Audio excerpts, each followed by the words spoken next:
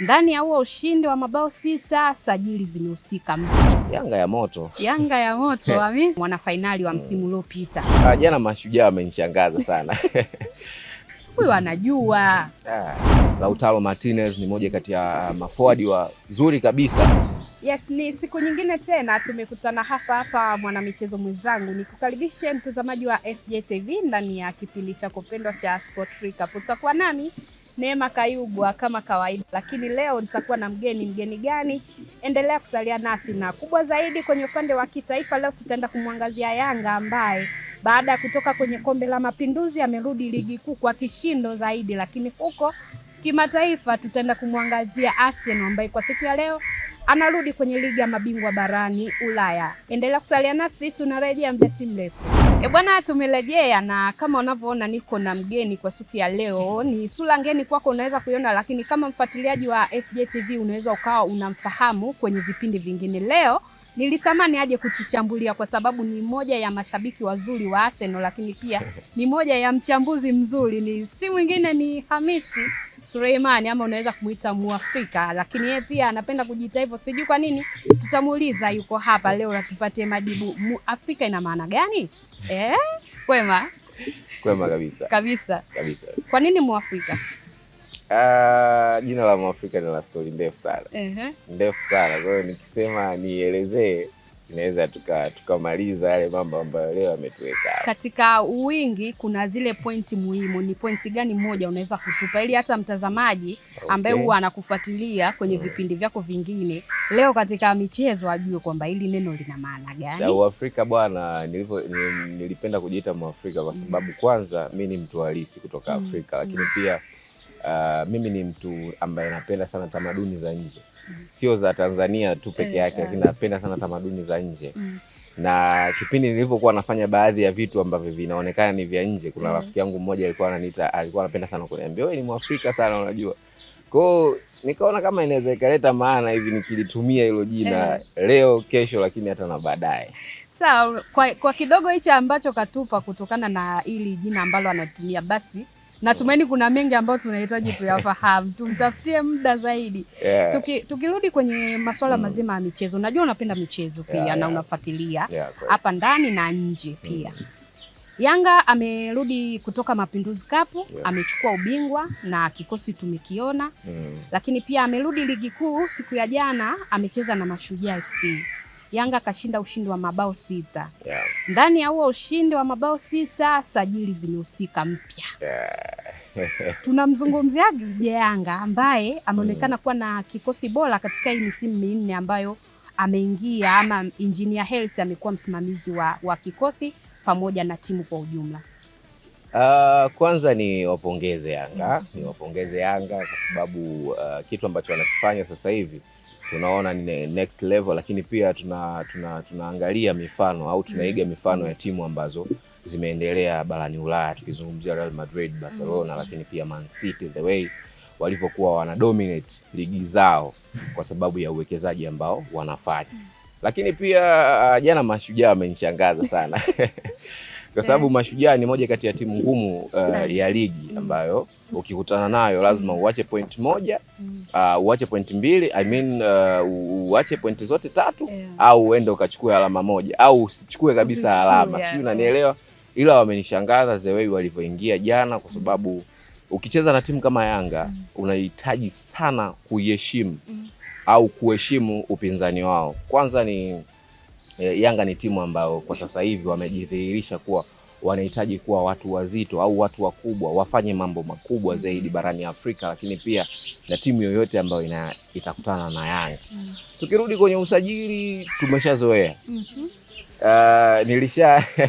Hata niliongea na baadhi ya wenzangu nikasema kuna baadhi ya timu zinaangalia nje ya bara. Sijui unanielewa, wanaangalia jicho lao soko la nje ya bara, lakini kuna baadhi ya timu inaangalia hapa ndani ule mazao au wazao ambao watakuja kuisaidia timu zao katika swala zima la ligi. Lakini kwa mpira wa siku hizi wa kisasa tunaangalia ile species au naweza nikasema wale watu ambao wanakuja wapya, wanakuja na vitu vipya vya kisasa kutoka kwenye vitabu vya walimu wao. Leo hii tukimwangalia Depu the way alivyocheza jana, tunaona hii ni yule mchezaji ambaye anapaswa kuja kuchezea Yanga. Hapaswi kuja kuchezea Yanga. Kuna wale wachezaji ambao sisi tunawasajili kwa emotions kwamba bwana huyu ni mchezaji wa sasa hivi mpira unaangalika na kila mtu, lakini pia mpira unahitaji sana swala zima la uwekezaji. Tukirudi kwa Alan Okello, tumemuona kijana mdogo ambaye alivalishwa taji la ukapteni pale Uganda kwenye michuano ya CHAN. Okello sio mgeni machoni kwetu. Hata alivyosajiliwa na Yanga kuna baadhi ya watu tunajua ile kwamba hii Yanga inataka kuja kufanya nini. Lakini kwa usajili wa Damalo mimi sikuangalia sana, kwa sababu Damalo tulimuona tangu yuko Singida Black Stars, lakini ametushangaza yeye anavyocheza Yanga ni tofauti kabisa. Ameendelea kuwa Damaro classic. Sijui unanielewa. Kwa Yanga mimi niwape kongole kwanza kwa usajili wao, umelipa. Magoli 6 sio madogo. Magoli 6 si madogo, maneno ya Suleimani anakwambia magoli 6 si madogo. Lakini tukimalizia kwa upande wa Yanga, ushindi huu wa mabao 6 unaleta taswira gani kuelekea kwenye mchezo wao wa ligi ya mabingwa barani Afrika dhidi ya Al Ahly? Kwanza Yanga mimi ninachoweza kusema, usajili huu umekuwa ni chachu kubwa kwa michuano ambayo ina face mbele yao ya club bingwa. Tushazoea kwamba club bingwa ni ligi ambayo ni ngumu. Unakutana na watu ambao wana kikosi cha bilioni 72. Sijui unanielewa. Wao wana kikosi cha bilioni 72. Wao una kikosi cha bilioni 4. Sijui unanielewa.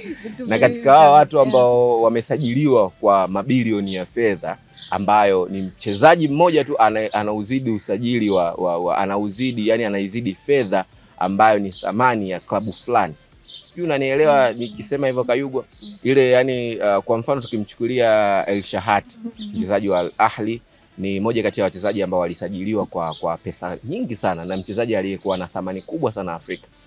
Leo hii unaenda kucheza na timu ambayo El Shahat tu peke yake ameizidi thamani ya timu nzima. Sijui unanielewa. Kwa Yanga walichokuwa wanakifanya ni kuimarisha zaidi maeneo ambayo kulikuwa kuna changamoto ya kuweza kutengeneza nafasi nyingi. Leo hii tukimwona Dube ni moja kati ya mafuadi wazuri sana, lakini the way alivyokuwa anacheza Yanga tangu msimu uliopita mpaka wa leo, tunaweza tukasema Dube sio yule wa Azam FC.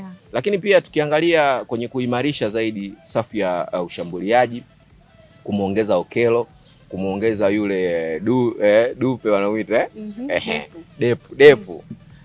Ni moja kati ya vitu ambavyo vinaenda kuleta upinzani mkubwa sana mbele ya Al Ahly au mbele ya timu ambazo anaenda kukutana nazo katika club bingwa. Sijui unanielewa. Ni ile hali ambayo Yanga sasa wanataka kutoka kwenye ushindani wa NBC Mapinduzi, lakini wanataka kupeleka ushindani mpaka Champions League. Hatuwezi tukashangaa kwamba Yanga akafika finali Champions League.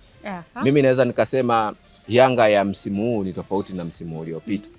Walianza vibaya hapa, tukasema Yanga imepotea Pacome, sijui unanielewa. Lakini usajili ambao wamefanya dirisha dogo, na tunajua dirisha dogo ni limewekwa kwa sababu ya kuboresha kile kikosi ambacho likiona ni bora, lakini unawaleta wale watu ambao wanaweza kukava zile nafasi ambazo leo hii zinaenda kutumika katika michuano tofauti. Kwa hiyo mimi Yanga naweza nikasema naipa asilimia kubwa sana kwenye kuvuka group stage, lakini pia tunaweza tukaona mbali. Leo hii tukiangalia Al Ahly wana kikosi kile, lakini tukiangalia na baadhi ya wapinzani ambao wanaenda kukutana nao, Yanga ya moto Hamisi. Ana madini mengi ambayo inabidi tumpe muda kidogo au tumsajili kabisa kwenye kipindi chetu cha michezo. Tumalize kwa upande wa Yanga, na mtazamaji, tukirejea tunaenda kimataifa zaidi, na hapa tunaenda kukutana na Arsenal ambaye leo anaenda kuanza usiku wa mabingwa baada ya kutoka kwenye ligi, baada ya kutoka kwenye michezo mingine. Sasa leo anarejea rasmi kwenye usiku wa ligi ya mabingwa barani Ulaya. Yes, ni wakati wa kimataifa zaidi, na kubwa zaidi hapa ni usiku wa mabingwa barani Ulaya, na hapa tunaenda kumwangazia ambaye yeye kuongoza kwake ni jambo la kawaida, si mwingine ni klabu ya Arsenal. Na leo pia ni moja ya mashabiki wa Arsenal ambao nimebahatika kuwa nao, lakini pia ni mchambuzi mzuri wa michezo. Atatuchambulia Arsenal ya leo, anaiona ikienda kutoa ngapi ama ikienda kuleta kiwango gani. Hamisi Suleiman, najua unapenda Arsenal.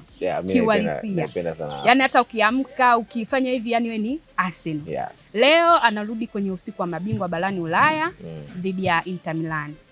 Moja ya game mimi nasema ngumu kwa sababu tunamfahamu ambaye anaenda kucheza naye mwana finali wa msimu uliopita. Lakini tumzungumzie Arsenal pia ambaye kwa msimu huu ameonyesha kiwango kizuri sana kwa sababu kwenye ligi tunaona anafanya vizuri. Anakuja ligi ya mabingwa yeye ndo anayeongoza kwenye ile safu ya amini kwenye msimamo na baadhi ya michuano mingine. Leo Arsenal anaingiaje baada ya kutoka kusuruhu kwenye mchezo uliopita wa ligi? Kwanza mimi siwezi kuilaumu Arsenal kwa mechi iliyopita na Nottingham Forest kwa sababu nilimuelewa Arteta. Unajua mimi mwenyewe kipindi naangalia game ya Nottingham Forest sikumuelewa Arteta alikuwa na maana gani, lakini mpaka game inaisha nikaangalia fixture kwamba nikaelewa kumbe ana Waitaliano mbele yake. Inter Milan ambao walikuwa wana finali wa UEFA Champions League msimu uliopita. Kwanza wapinzani ni wagumu. Ukiangalia the way mfumo wao wanavyocheza, tukiangalia Inter the way wanavyo tumia mfumo wao, wanavyotoka, wanavyocheza, wanavyokaba, the way wana defense, lakini the way wanakuja kupush kuleta matokeo katika timu. Tukiangalia Lautaro Martinez ni moja kati ya maforward wazuri kabisa ambao leo hii tukitaja top class wale ambao maforward top class kabisa huwezi kumkosa Lautaro Martinez. Lakini pia tukiangalia kiungo yake wakina Çalhanoğlu, lakini pia kuna mtu kama Mkhitaryan ambaye pia alishai kuhudumu ndani ya Arsenal. Timu nzuri, Inter Milan ni timu nzuri na upinzani utakuwa mkubwa. Lakini nikirudi kwa nyumbani sasa, nikirudi nyumbani naweza nikaona ni upinzani mkubwa. Kwanza Arsenal imekuwa bora sana misimu mitatu iliyopita hii kwa sababu kumaliza nafasi ya pili, kumchachafia mpinzani wako wa nafasi ya kwanza sio kitu kidogo.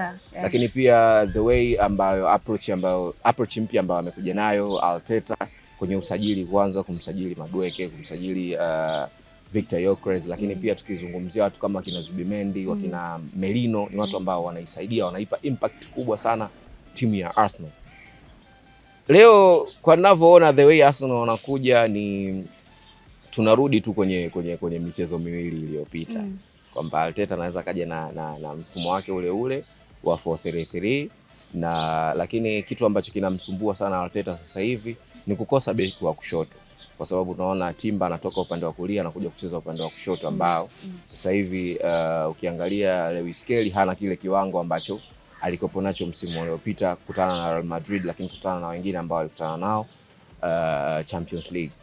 Tuwape hongera sana Arsenal kwa sababu ni wamekuwa madominant wazuri sana wa CAF Champions League msimu huu wa UEFA Champions League kwa sababu kuwa na pointi 18 kwa michezo yote kushinda sio kitu rahisi. Lakini pia kukutana na watu ambao walikuwa wapinzani wakubwa sana wa timu ambazo unaenda kuwa upinzani wao. Lakini kingine ambacho kinaweza kuwa favor ukiwa kwenye top table, ukiwa mtu wa kwanza kabisa kwenye table, unaweza kukutana na zile timu rahisi sijui nielewa kwenda kupushi kabisa kufikia pale ambapo Arsenal anafika. Ila mimi sio mtabiri lakini naweza nikasema siku ya leo Arsenal anaweza kaibuka. Arsenal anaweza kafika nafasi kubwa kabisa mpaka finali. Bwana amemaliza kwa kusema leo anaiona Arsenal wakienda kupata ushindi kutokana na ubora wa kikosi cha Arsenal, lakini pia ubora wa mbinu za Mikel Arteta ambaye ni kocha mkuu wa klabu ya Arsenal. Sasa tukimalizia, naomba unipangie kikosi cha Arsenal ambacho unaona leo si chini ya magoli mawili anaenda kupatikana. Sawa, mimi ndo ningekuwa Mikel Arteta sasa. Goalkeeper wangu namba 1, goalkeeper ambaye amechukua misimu miwili EPL, goalkeeper bora David Raya kama kawaida. Upande wangu wa kulia leo atacheza Ben White kwa sababu ya upande wa kushoto Ricardo Carafiori ameumia. Upande wa kushoto atacheza Timber, namba 3, namba 2 nimesema Ben White. Katikati pale kama kawaida William Saliba na mwenzake Gabriel Magalhaes. Pale katikati Zubimendi sasa hivi ana upinzani sababu tangu ameondoka naweza nikasema tangu ameondoka Thomas Partey tulikuwa tuna wasiwasi, je, kuna mtu ambaye anakuja zaidi ya Thomas Partey? Lakini kweli Muhispania yule amedhihirisha kwamba anaweza akahudumu vizuri kabisa katika hiyo misimu ambayo tumemsajili. Tukishamaliza namba 6, namba 8 yake kama kawaida Captain Fantastic, Martin Odegaard. Martin Odegaard juu yake kwa siku ya leo naomba acheze Declan Rice. Sawa. Wa shift. Declan Rice anaweza akacheza namba 8 na namba 10, watashift wenyewe. Upande wa namba 7 kama kawaida Bukayo Saka. Namba 11 leo naomba aanze Trossard, kwa sababu Trossard sasa hivi amekuwa na impact kubwa sana ya matokeo ya Arsenal. Lakini namba 9 kama kawaida Victor Gyökeres, mbadala wake baadaye. Mimi naomba leo, natamani sana kumuona Kai Havertz akicheza kama namba 9. Sawa. Hicho ni kikosi chake yeye, Afrika ameshakupangia, na anaamini kwamba klabu ya Arsenal leo inaenda kuibuka na ushindi mbele ya Inter Milan. Sisi tusubiri muda, kwa sababu muda huwa udanganyi aisee. Arsenal ni klabu ambayo imeonyesha ubora, lakini inaendelea kuonyesha ubora. Sisi hatuna la ziada. Ulikuwa nami Neema Kayugwa, mwongozaji wako leo, lakini pia nilikuwa na mgeni shabiki lialia wa klabu ya Arsenal. Kwa hapa ndani hatufahamu yeye ni klabu gani kwa hapa Tanzania. Sina timu. Sawa, amesema yeye hana timu, lakini kwa moyoni anajua ni timu gani. Endelea kusalia na FJ TV kwa vipindi vinavyoendelea.